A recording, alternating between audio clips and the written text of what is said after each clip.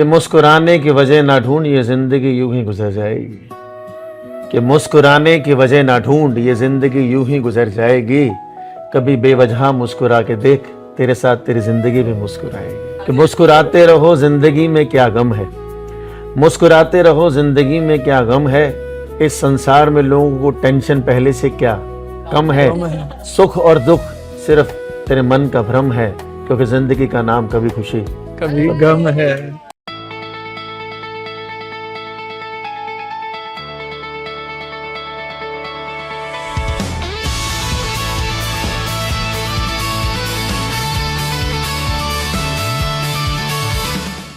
Hi, I am Anuj Arora from Seattle desi TV और हम हैं एक नए एपिसोड में फॉर लेट्स चाय और हमारे साथ हैं एक जानी मानी शख्सियत मिस्टर पुनीत खुराना जी।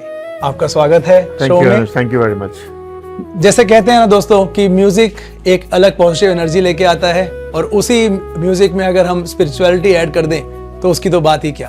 तो ऐसे ही शख्सियत मिस्टर पुनीत खुराना जी हमारे साथ हैं, जिन्होंने इस पूरे इंडस्ट्री को इतने सुंदर भजन दिए हैं कि वो पूरी दुनिया में आज हर कोई अपने घरों में गाता है। तो उसी में से कुछ हैं तेरा शुक्र करा साइयां और बहुत सारे खूब। तो आइए उनका स्वागत करें। भैया welcome to Seattle desi TV. Thank you very much. Thank you Anuj. तो शुरुआत करते हैं दोस्तों, भैया से पूछते हैं आपकी जर्नी म्यूजिकल में कैसे शुरू हुई। देखिए, ये journey it's been almost 35 years. मेरे फादर श्री वेद खुराना जी वो इसी फील्ड में थे, तो वो भी भजन गाया करते थे और जागरण उस टाइम पे जागरण हुआ करते थे। तो मैं छोटा होता था, गाता तो नहीं था पर उनको देखा करता था। और मैं हमेशा इस बात का भी बहुत शुक्राना करता हूँ भगवान का। आपने देखा होगा दुनिया में 90% से भी ज़्यादातर लोग ऐसे होते हैं जो बचपन में करना कुछ चाहते हैं पर समहाउ बड़े होकर करते कुछ और हैं, क्योंकि फैमिली भी है और सब कुछ देखना होता है। पर मैं उन शायद 5 या 10% लोगों में से हूँ लकी, जो बचपन में करना चाहता था बड़े होके आज वही कर रहा है। So I always wanted to be in this profession और I always wanted to be a singer, और आज मैं वही कर रहा हूँ। और ऊपर वाले की कृपा से आज मुझे ऑलमोस्ट 25 ईयर्स प्रोफेशनली गाते हुए, और ये जर्नी अभी भी जारी है। So who inspired you to become a singer? बचपन में तो मैंने जैसे बताया कि फादर को देखा करते थे, पर हमारी जनरेशन, और मैं ऑलवेज उनको बोलता हूँ कि god of music specially in our generation Sonu Nigam ji, और इस लाइन के जागरण पंथ के हमारे जिनको हम पापा जी कहते हैं नरेंद्र चंचल जी। मुझे लगता है सारी दुनिया में जितने भी भजन गाने वाली हैं, भेंट गाने वाली हैं, वो उनके भजन गाए बिना जागरण चौकी आज भी पूरी नहीं हो सकती है। तो उनको हम बचपन से सुनते आ रहे हैं और जितना प्रचार, जितनी महारानी का नाम उन्होंने घर घर पहुंचाया, हम कोशिश कर रहे हैं कि उसी प्रथा को थोड़ा सा जितना हम अपने ज़रिए पहुंचा सकें।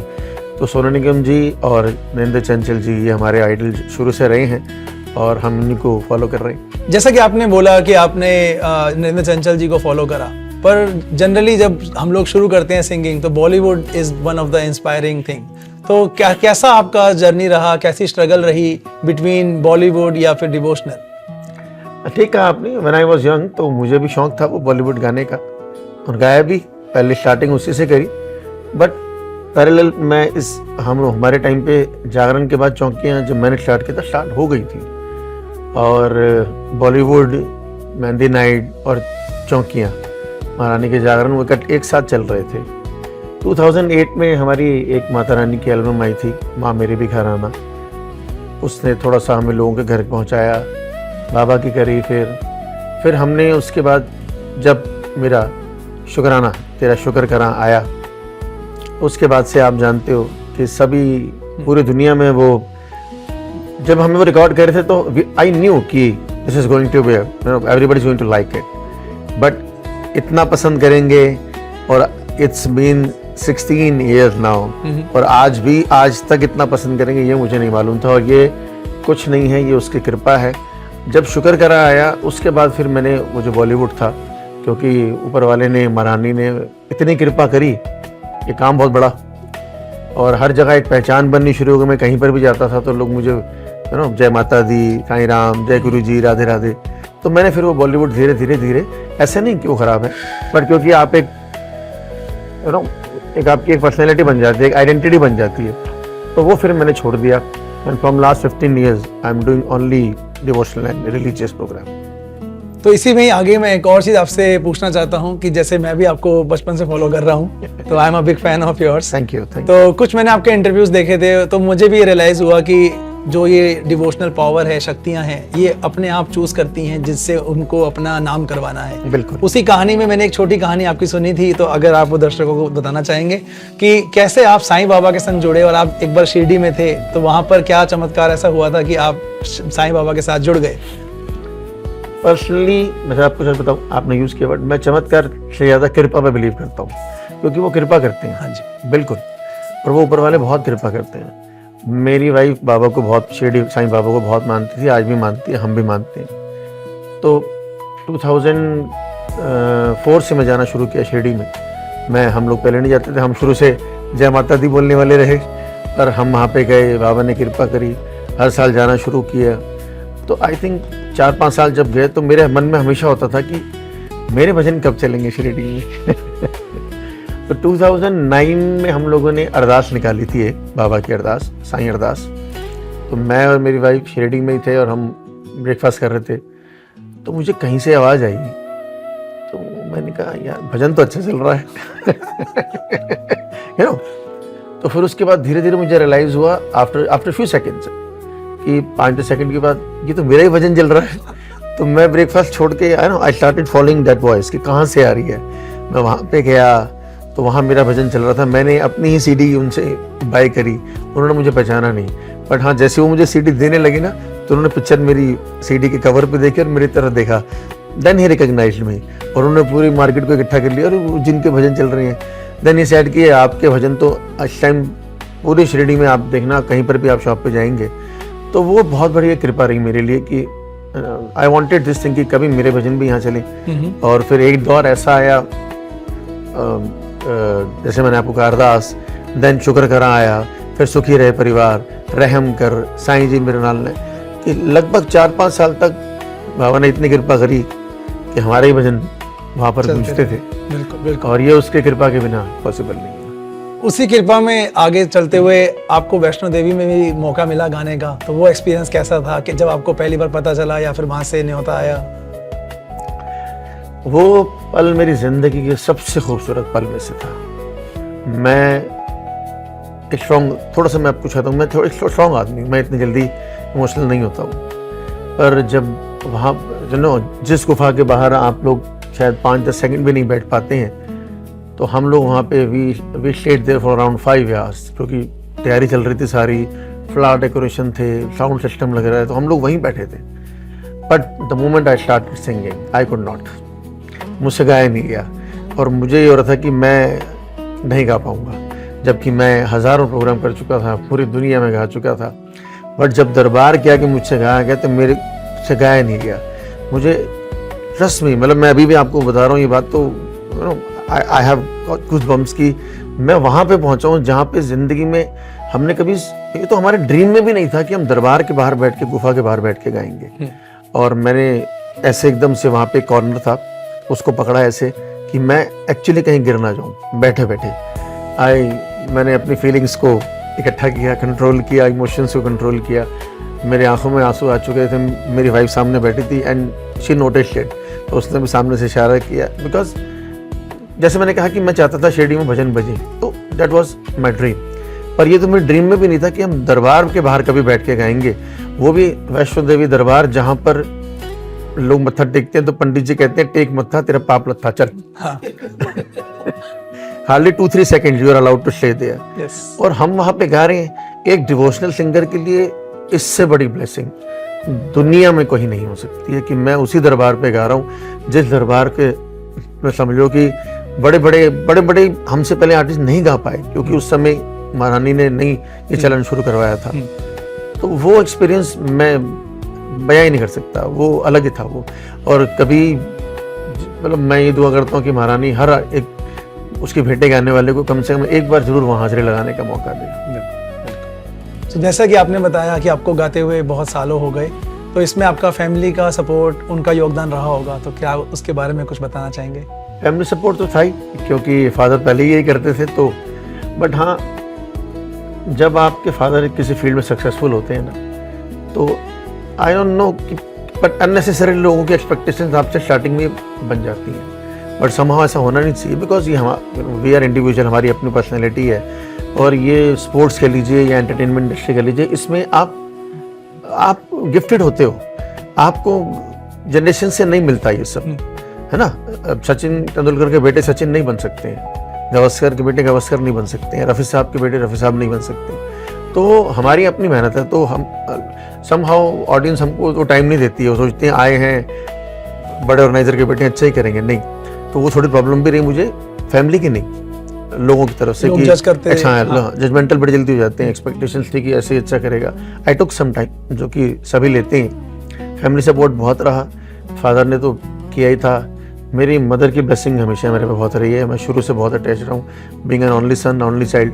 तो मैं आज भी कहता हूँ कि मैं आज भी बात बोलता हूँ कि मैं आज ही मम्माज बॉय हूँ, चाहे वो नहीं रही है, but I am still a mamma's boy, I am proud to say that. और मेरी वाइफ ने बहुत सपोर्ट किया, क्योंकि आप जब घर से बाहर निकलते हैं काम के लिए, और मैं बहुत ट्रैवल करता हूँ, और तभी आप अच्छा कर सकते हो जब आपको घर की टेंशन नहीं होती है। तो उसमें मेरी वाइफ ने मुझे बहुत सपोर्ट किया।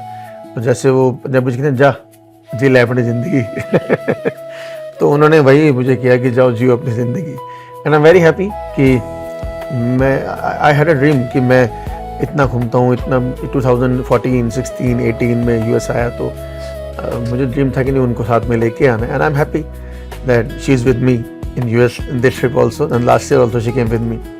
तो मेरा वो एक था कि अगर उसने मेरे लिए इतनी कुर्बानी करी है, तो मेरा भी तो कुछ फर्ज बनता है ना इन रिटर्न उनको देना। And I am very happy कि she is here with me and she is absolutely enjoying this show.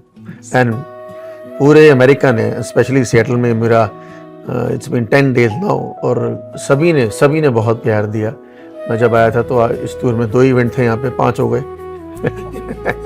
End of course अनुज, इसमें आपको भी क्रेडिट जाता है। आज हम आधा में बैठे हैं, आरती जी और इन सबको मैं अमित जी हैं, अमित जुनेजा जी हैं, अमित जी हैं, सबको। और अभी भी हम श्री कृष्णा से होके आए हैं, उस दिन बनारस में भी गए थे। तो मैं इसलिए नहीं ले रहा हूँ कि मुझे इन्होंने कुछ देना या मैंने कुछ देना, बट मुझे ना जानते हुए इन लोगों ने बहुत प्यार दिया सभी ने। तो I am very thankful to all Seattle sangat, और जितने भी भक्त हैं यहाँ पे, जितने भी संगत है, उन सबका बहुत बहुत धन्यवाद। और स्पेशल थैंक्स टू सिएटल देसी टीवी। yes. उसी कड़ी में मैं एक क्वेश्चन आपसे पूछना चाहता हूँ कि आप जो यंग जैसे सिंगर्स हैं या फिर किसी भी मतलब ऑक्यूपेशन या फील्ड में लोग हैं, तो जनरली थोड़ा सा सक्सेस आते ही दे फील लाइक ईगोस्टिक और थोड़ा बढ़ जाते हैं कि यार हम तो बड़े स्टार हो गए। बट आपने एक ऐसा हम्बल नेचर रखा है कि जिसके लोग फ़ैन हैं। लोग पुनीत खुराना की आवाज़ के तो फ़ैन हैं, लोग उस पर्सनैलिटी के फ़ैन हैं कि जो इतनी डाउन टू अर्थ है, कि जो इतनी ईजीली अवेलेबल है और बात करने में। तो आप क्या लोगों को बोलना चाहेंगे कि कैसे अपने आप को इतना ग्राउंडेड रखें? कुछ नहीं है, आप जब उससे कनेक्ट हो जाते हो ना, देखिए मुझे बहुत सी संगत मिलती है जो कहती है कि आपने कनेक्ट करवा दिया, वो आपका कनेक्शन है, I am just a medium. पर अगर मैं खुद ही कनेक्ट नहीं होऊंगा उससे, तो वो वाइब्स आपसे वो आप तक कैसे पहुंचेंगी? तो मेरा पहले कनेक्ट होना बहुत ज़रूरी है। और जब आप उससे कनेक्ट होते जाते हो ना, तो फिर वो आपको ग्राउंडेड रहना सिखा देता है। और मैं एक बात हमेशा बोलता हूँ, जैसे बहुत से लोग बोलते हैं, आप भी बहुत से लोगों से मिलते हो कि बड़ा हम्बल है। What is the most important thing for being humble? You have to be successful. जब आप कामयाब होते हो तभी हम्बल होते हो, है ना?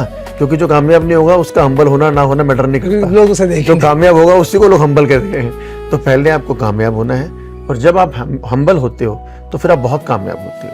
अगर आप खुश हैं तो आप एक बेहतर जिंदगी जी रहे हैं, और अगर आपकी वजह से लोग खुश हैं तो आप बेहतरीन जिंदगी जी रहे हैं। हर कोई इंसान अपनी एक आवाज़ लेकर आता है, लेकिन इस स्पिरिचुअल आवाज़ को बनाने के लिए बहुत मेहनत लगती है। तो उसमें आपने क्या मेहनत करी और कैसे ये मुकाम हासिल करा, और इसको आप कैसे बरकरार रख रहे हैं, इस पे क्या बोलना चाहिए? देखिए, जो आपकी आवाज़ है वो ऊपर वाले की देन है ना। आप उसको निखार सकते हो, उसको संवार सकते हो, पर जो आपकी टोन है वॉइस की, वो तो वही देता है आपको। तो बहुत मेहनत करनी पड़ती है उसके लिए। और जहाँ तक आपने कहा कि इस सक्सेस को बरकरार रखने का, तो मैं हमेशा एक बात बोलता हूँ कि किसी भी काम को कि किसी भी काम को इस तरह से करो कि उस काम को फक्र हो कि आपने उसको किया है। तो वही करना है आपने, है ना। हमें तो फक्र है ही है कि हम उस काम को कर रहे हैं, पर नहीं, मजा तब है कि मैं कहता हूं ना कि काम ऐसा हो कि नाम हो जाए और नाम ऐसा हो कि काम हो जाए। तो दोनों चीज़ें साथ में चलती हैं। तो आप किसी भी काम को शिद्दत से, मैं एक 4 लाइनें आजकल बोल रहा हूँ। मैं नॉर्मली अपने बारे में कम बोलता हूँ, लोग बोले ज़्यादा अच्छा लगता है, बट मैं ये शेर अपने ऊपर ही कहता हूँ कि उनके माथे पर फिर कहाँ कोई शिकन होती है, जिनमें कुछ कर दिखाने की लगन होती है। कि उनके माथे पर फिर कहाँ कोई शिकन होती है, जिनमें कुछ कर दिखाने की लगन होती है। और बहुत शिद्दत से जिया है मैंने अपनी ज़िंदगी को, कि अब मैं आराम से बैठूं तो मुझे थकन होती है। वाह। और ये मेरी लाइफ ऐसी है, मैंने ऐसी ज़िंदगी को जिया है। और समा कई बार लोग मुझे कहते हैं कि बहुत मुश्किल है, नहीं है। When you enjoy your job, when you enjoy this thing, anything you do, जब आप उसमें एंजॉय करते हो ना, तब आपको थकन नहीं होती है, वो आपको रिफ्रेश करता है। मैं 2 घंटे गाने के बाद तो चार्ज होता हूँ कि अब लोग मुझे सुनने के लिए बैठे हैं। एक आर्टिस्ट को क्या चाहिए कि वो माइक रख और लोग कहें नहीं 5 मिनट और सुनाओ, बस वो आर्टिस्ट वहाँ दोबारा चार्ज हो जाएगा 2 घंटे गाने के लिए। But you have to enjoy this thing. मैं एक बात हमेशा बोलता हूँ कि जिसके पास सरस्वती होती है ना, लक्ष्मी उसके पास अपने आप पीछे पीछे आती है। तो आप सरस्वती के पीछे भागो, लक्ष्मी अपने आप आएगी। अगर मान लीजिए आपका कोई लाइव परफॉर्मेंस है, तो उसके पहले आप कैसे प्रिपेयर होते हैं या फिर क्या रियाज करते हैं? अब इट्स बीन 25 ईयर्स ना होता है ना। अब मैं पढ़ के नहीं गाता हूँ, आई डोंट रीड एनीथिंग। मेरे पास कोई डायरी नहीं है, कुछ नहीं है। जो उसने आदेश दिया वो गाता रहता हूँ। और जो ऑडियंस को मुझे आपको करते करते एक्सपीरियंस रहता है कि ऑडियंस क्या सुननी चाहती है। तो मेरे पास कोई डायरी नहीं है, कोई लैपटॉप नहीं है, नथिंग। तो बिना पढ़े ही गाता हूँ मैं। तो वो तैयारी मुझे नहीं करनी पड़ती। हाँ, आई प्रेफर कि मैं आधा घंटा रियाज़ करूँ, but the most important thing मैं प्रेफर करता हूँ कि मैं गाने से आधा घंटा पहले किसी से बात ना करूँ, अपने गले को रेस्ट दूँ, बोलूँ ना। और जितना रियाज उसमें सरगम किया, सुर लगा सकूँ, सुर साधना कर सकूँ, वो करूँ। और ज़्यादा उससे पहले किसी से बात ना करूँ। और यही है कि थोड़ा सा being an artist, being a singer, हम लोगों को अपने गले का ख्याल रखना पड़ता है। थोड़ा सा ठंडा अवॉइड करते हैं हम लोग, स्पेशली जब नॉन स्टॉप गाना हो। 2-3 दिन का गैप आ जाता है, then I love eating ice cream also. But हाँ, जब लगातार गाना तो हम नहीं गाते हैं। और यही तैयारी है।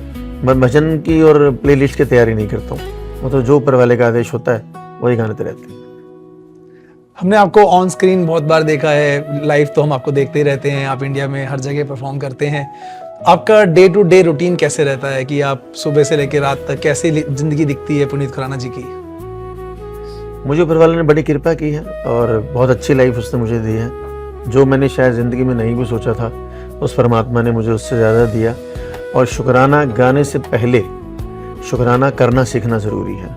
तो मैंने पहले शुक्राना करना सीखा है ना, कि मैं कहता भी ना कि गर ज़िंदगी से करना हो मुश्किलों और कठिनाइयों का खात्मा, कि गर ज़िंदगी से करना हो मुश्किलों और कठिनाइयों का खात्मा, हर पल दोहराइए तेरा शुक्र है परमात्मा, शुक्र है परमात्मा।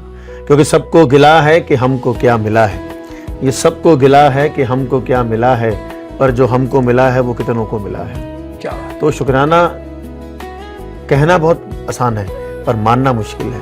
तो पहले मानना शुरू किया कि उसकी कृपा है।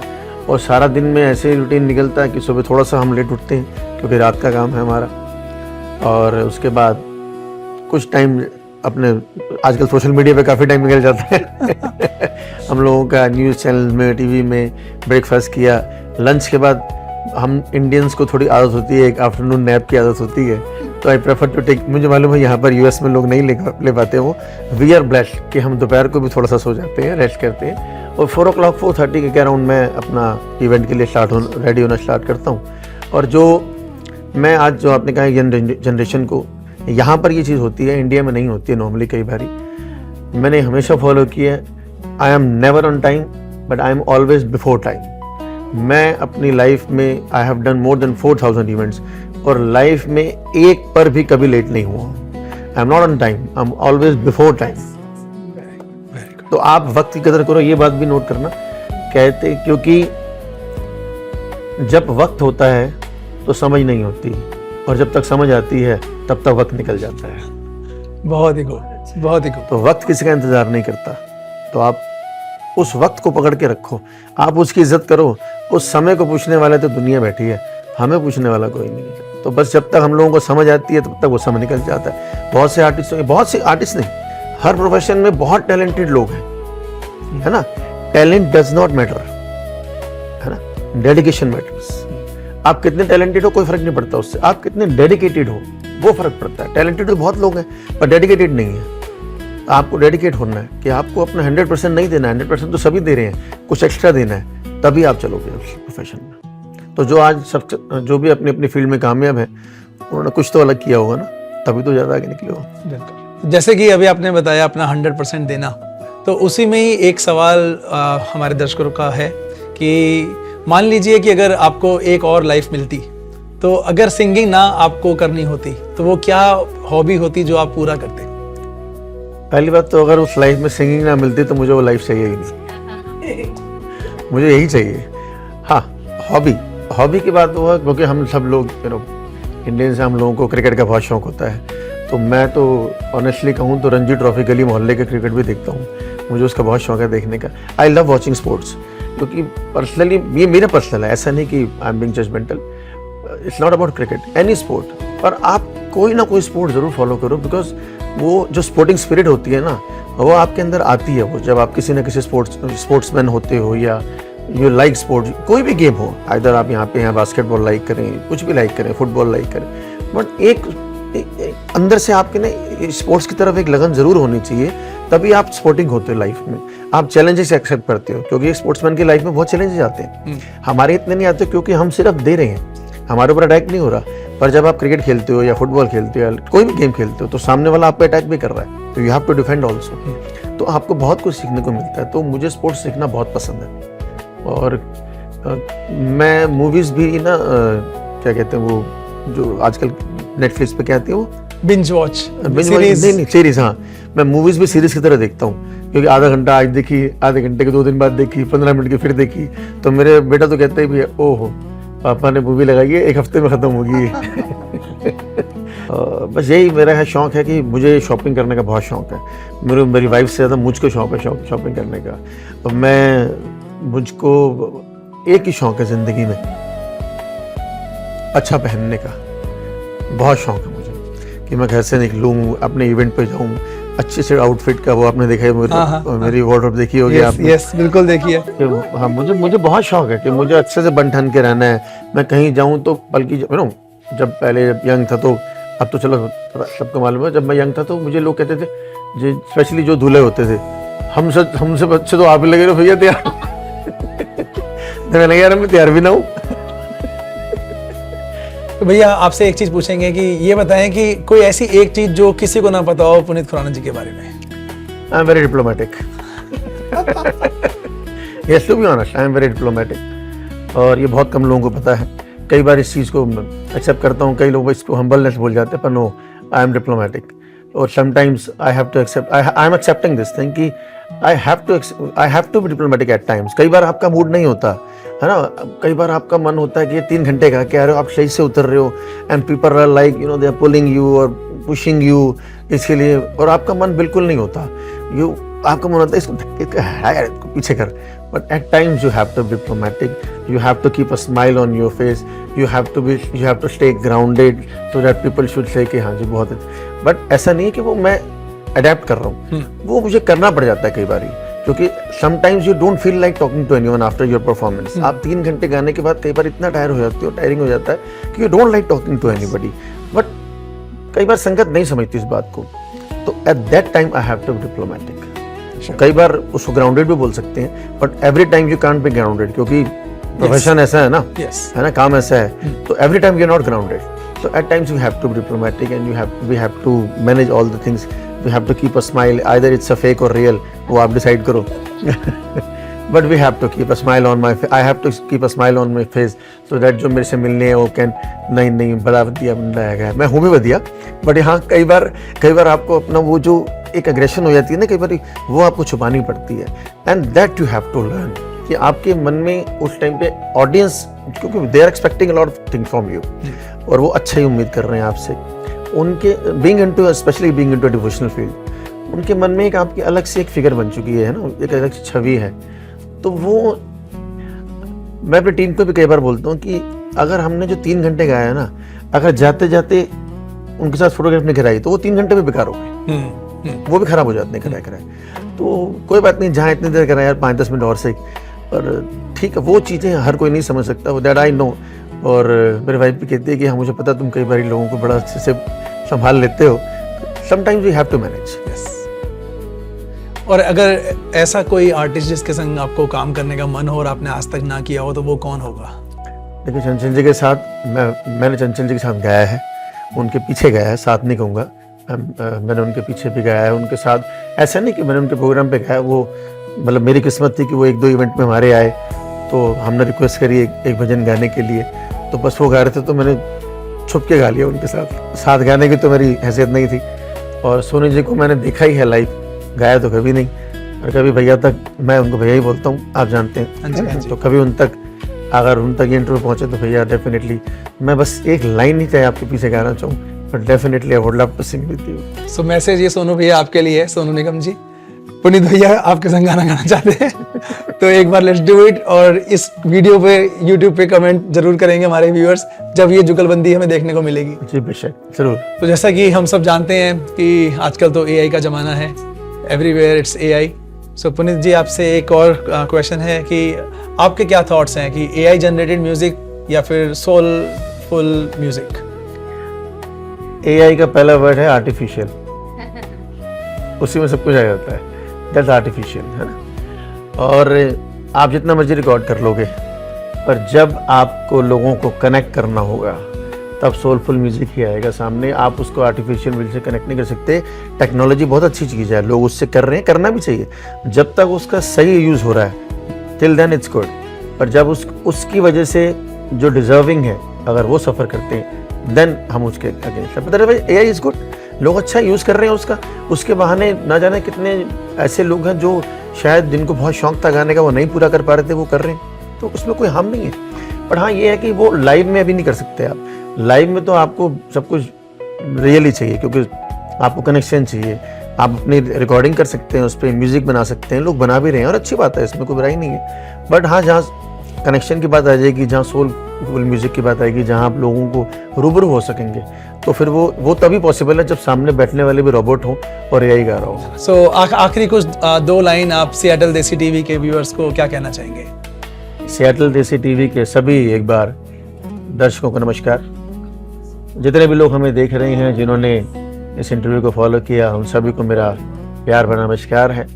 और मैं सियाटल में पिछले 10 दिनों से हूँ और मुझे बहुत प्यार दिया आप सभी ने, और मैं बहुत दिल से आई एम बीइंग वेरी हम्बल और ऑल्सो कि आप सभी ने इतना वक्त निकाला अमेरिका जैसे देश में कि आप हमारे को कवर कर रहे हैं, और बहुत से रंगत तक।